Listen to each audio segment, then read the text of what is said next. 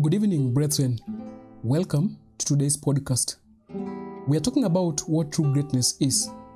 Our key text for the podcast is Matthew chapter 20, verse 25-26. We shall also read from Help in Daily Living, chapter 1. This is episode 1. I am Lango Evans.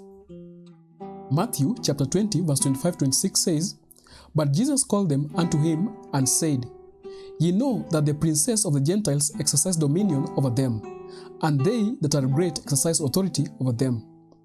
But it shall not be so among you.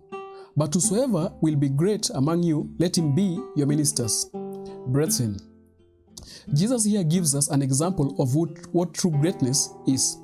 Of all the gifts that heaven can bestow upon men, fellowship with Christ in his sufferings is the most weighty trust and the highest honor.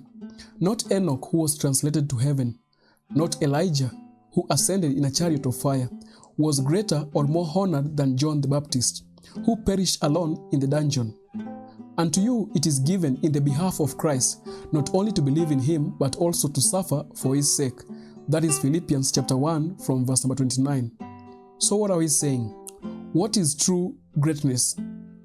Humanity and you need to realize that not by their wealth, their education, or their position does God estimate men. He estimates them by their purity of motive and their beauty of character. He looks to see how much of his spirit they possess and how much of his likeness their life reveals.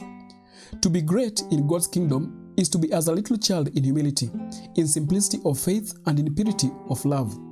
You think your wealth, education, or position makes you great? No.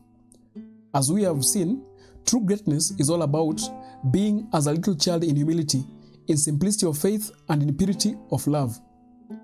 Kindly note that suffering for Christ's sake is true greatness. Wealth, education, or position without Christ is but a passing wind, which today is and tomorrow is not. That is our podcast today.